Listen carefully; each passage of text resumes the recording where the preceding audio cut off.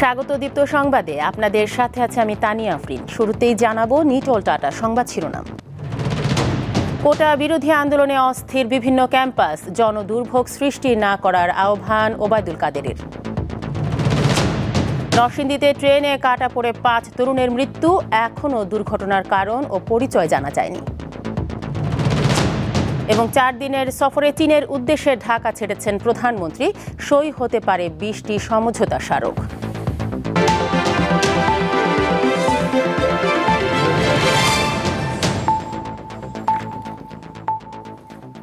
দেখছিলেন শিরোনাম, এবারে পুরো খবর।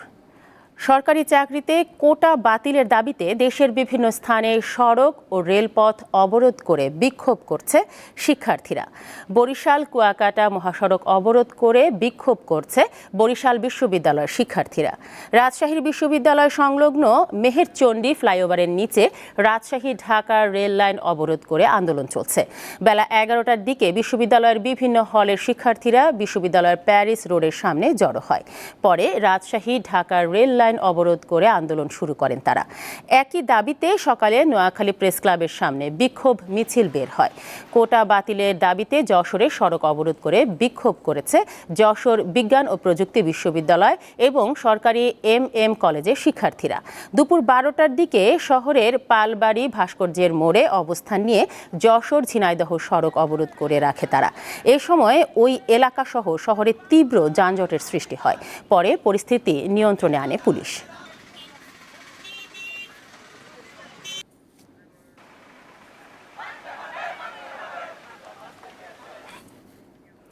নরসিংদীর রায়পুরায় ট্রেনে কাটা পড়ে 5 জন নিহত হয়েছেন। আজ ভোর 5:30টার দিকে উপজেলার মেথিকান্দা রেল স্টেশন সংলগ্ন কমলপুর এলাকায় এ দুর্ঘটনা ঘটে। পরে ছিন্ন বিচ্ছিন্ন হয়ে রেল লাইনে ছড়িয়ে ছিটিয়ে থাকা মরদেহগুলো উদ্ধার করে রেলওয়ে পুলিশ। নিহত 5 তরুণের নাম প্রাথমিকভাবে জানা যায়নি। রেলওয়ে পুলিশের ধারণা, চট্টগ্রাম থেকে ছেড়ে আসা ঢাকা মেইল ট্রেনের ছাদ থেকে পড়ে তারা প্রাণ হারিয়েছেন। নরসিংদী রেলওয়ে পুলিশ ফাঁড়ির ইনচার্জ উপপরিদর্শক মোহাম্মদ শহীদুল্লাহ জানান, নিহত 5 জনের মধ্যে 4 জনের বয়স 18 থেকে 20 বছরের মধ্যে, অন্যজনের বয়স 20 বছরেরও কম।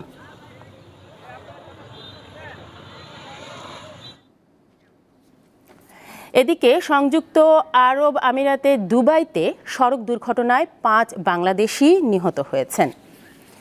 রবিবার এ দুর্ঘটনা ঘটে। নিহতরা ঢাকার নবাবগঞ্জ ও দোহার থানার বাসিন্দা। তারা হলেন নবাবগঞ্জের বালেঙ্গা গ্রামের মোহাম্মদ রানা, মোহাম্মদ রাশেদ, মোহাম্মদ রাজু, ইবাদুল ইসলাম এবং দোহার বাজার এলাকার মোহাম্মদ হিরামিয়া। তারা একই জায়গায় কাজ করতেন। কাজের উদ্দেশ্যেই আবুধাবি যাচ্ছিলেন সবাই। দুর্ঘটনার কারণ জানতে স্থানীয় পুলিশ তদন্ত করছে।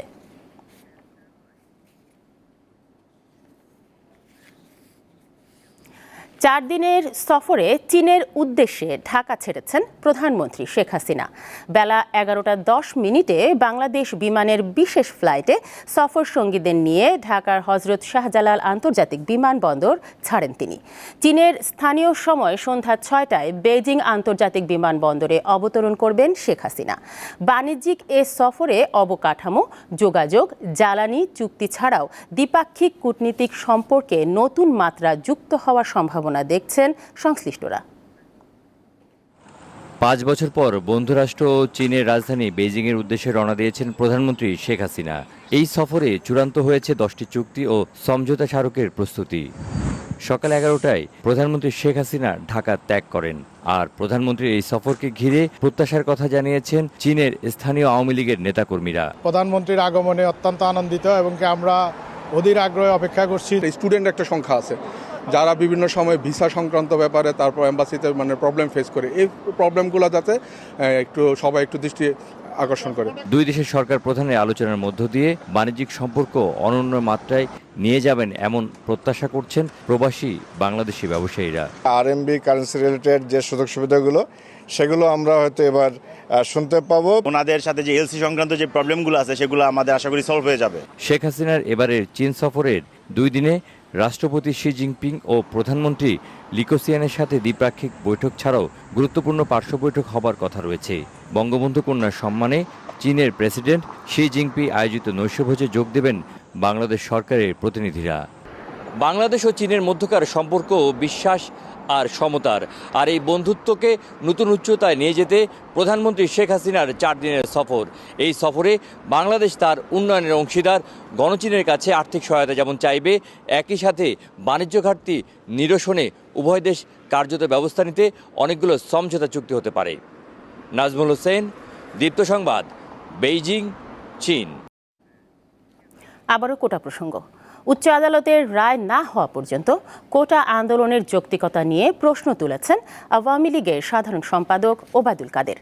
জনদুর্ভোগ হয় এমন কর্মসূচি পরিহারের আহ্বান জানান তিনি। পিছিয়ে পড়া জনগোষ্ঠীকে সমতার ভিত্তিতে এগিয়ে নিতে কর্মসংস্থান সহ অন্যান্য সুযোগ সুবিধায় কোটা সংরক্ষণ ব্যবস্থা সারা বিশ্বে প্রচলিত। মুক্তিযুদ্ধের পর বাংলাদেশেও এই ব্যবস্থা শুরু হয়। তবে 2018 সালে প্রচলিত কোটা ব্যবস্থার বিরুদ্ধে তীব্র আন্দোলন গড়ে উঠলে সরকার কোটা প্রথা বাতিল করে।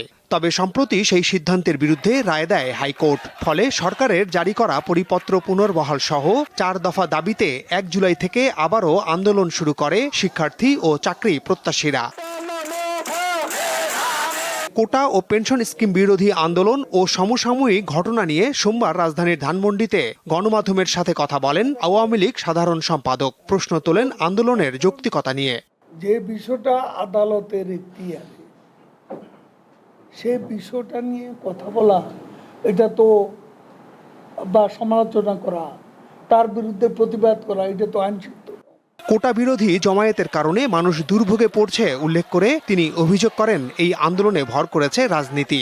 উচ্চ আদালতের রায় না হওয়া পর্যন্ত আমাদের অপেক্ষা করতে এবং কোনো প্রকার জনদুর্ভোগ এমন কর্মসূচি পরিহার করা উচিত। পেনশন স্কিম নিয়ে পাবলিক বিশ্ববিদ্যালয়ের শিক্ষকদের সাথে আলোচনা চলছে বলে জানান ওবায়দুল কাদের। মাহমুদ শাওন, দীপ্ত সংবাদ, ঢাকা। বিএনপি চেয়ারপারসন খালেদা জিয়াকে আবারও হাসপাতালে ভর্তি করা হয়েছে। আজ ভোররাত 4:20 দিকে তাকে রাজধানীর বেসরকারি এভার কেয়ার হাসপাতালে নেওয়া হয় বলে নিশ্চিত করেছে বিএনপি চেয়ারপারসনের প্রেস উইং। হঠাৎ অসুস্থ হয়ে পড়ায় খালেদা জিয়াকে গুলশানের বাসা থেকে অ্যাম্বুলেন্স করে এভার কেয়ার হাসপাতালে নেওয়া হয়। এর আগে একই হাসপাতালে 10 দিন চিকিৎসাধীন থাকার পর 2 জুলাই গুলশানের বাসায় ফেরেন খালেদা জিয়া। 25 জুন তার হৃদযন্ত্রে পেসমেকার বসানো হয়।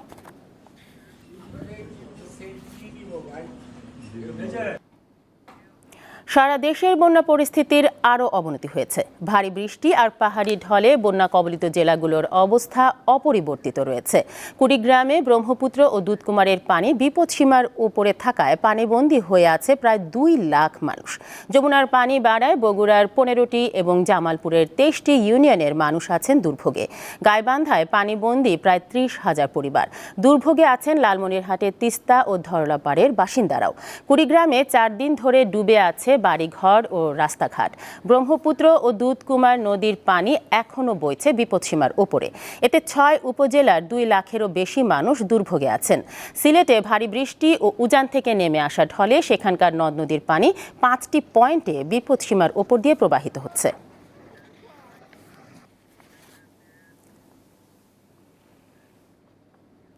সাতক্ষীরার শিল্পকলা একাডেমিতে প্রদর্শিত হলো মানব পাচারের দুর্বিষহ জীবনচিত্র নিয়ে এক আলোক উজ্জ্বল সিনেমা মেঘনা কন্যা। সাতক্ষীরায় বাংলাদেশের সাথে ভারতের সীমান্ত আছে 138 কিলোমিটার। এর সীমান্ত দিয়েই দীর্ঘদিন ধরে পাচার হয়ে আসছে নারী ও শিশু। পাচার হওয়া এসব নারী ও শিশুদের দুর্বিষহ জীবন নিয়ে তৈরি ছবি মেঘনা কন্যা গ্রামের মানুষকে সচেতন করতে ভূমিকা রাখছে। রবিবার বিকেল 4টা থেকে সাতক্ষীরা শিল্পকলা একাডেমিতে দেখানো হয় মেঘনা কন্যা। সিনেমাটি উপভোগ করেন সাতক্ষীরার অতিরিক্ত জেলা প্রশাসক বিষ্ণুপদ পাল, পুলিশের ইন্টেলিজেন্স বিভাগের কর্মকর্তা নজরুল ইসলাম, মানবাধিকার কর্মী মাধব চন্দ্র দত্ত সহ অনেকেই।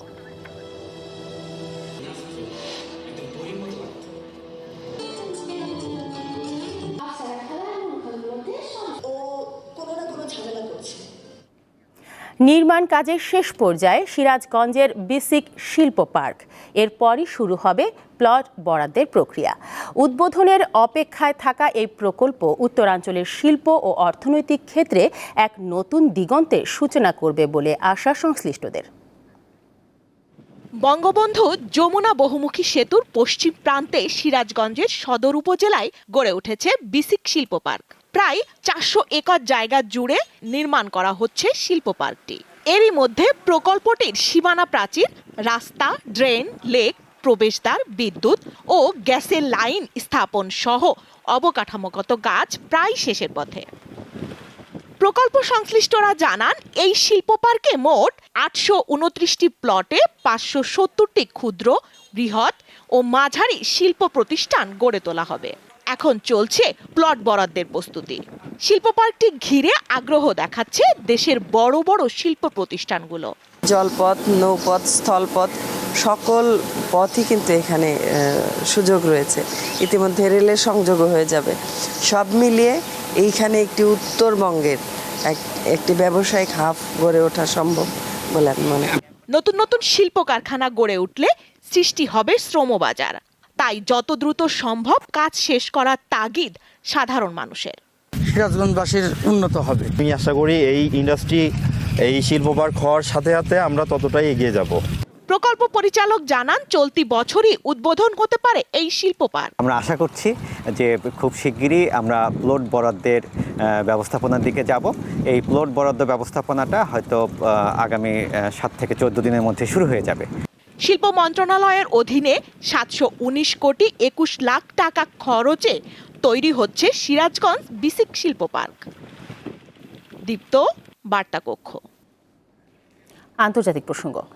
ফ্রান্সের পার্লামেন্ট নির্বাচনে প্রথম ধাপের ভোটে উগ্র ডানপন্থীরা এগিয়ে থাকলেও দ্বিতীয় দফায় তারা তা ধরে রাখতে পারেনি। এককভাবে কেউ নিরঙ্কুশ সংখ্যাগরিষ্ঠতা না পেলেও প্রাথমিক ফলাফলে এগিয়ে বামপন্থী নিউ পপুলার ফ্রন্ট এনপিই। রবিবার দেশটির দ্বিতীয় দফায় ভোটগ্রহণ শেষে বুথ ফেরত জরিপে এমনটি জানা গেছে বলে খবর দিয়েছে আন্তর্জাতিক সংবাদ মাধ্যম। এতে বলা হয়েছে, প্রেসিডেন্ট ইমানুয়েল ম্যাক্রোর জোট টুগেদার অ্যালায়েন্স দ্বিতীয় অবস্থানে রয়েছে, আর তৃতীয় অবস্থানে রয়েছে উগ্র ডানপন্থী ন্যাশনাল র্যালি। ফ্রান্সের রাষ্ট্রীয় টেলিভিশনে দেয়া বুথ ফেরত জরিপের তথ্য মতে 577টি আসনে পার্লামেন্টে 172 থেকে 215টি আসন পেতে চলেছে বাম জোট নিউ পপুলার ফ্রন্ট। দ্বিতীয় সর্বোচ্চ আসন পেতে যাচ্ছে ম্যাক্রোর মধ্যপন্থী জোট টুগেদার অ্যালায়েন্স। এই জোটটি পেতে পারে 150 থেকে 180টি আসন, আর 115 থেকে 155টি আসন নিয়ে তৃতীয় অবস্থানে থাকতে পারে ডানপন্থী ন্যাশনাল র্যালি।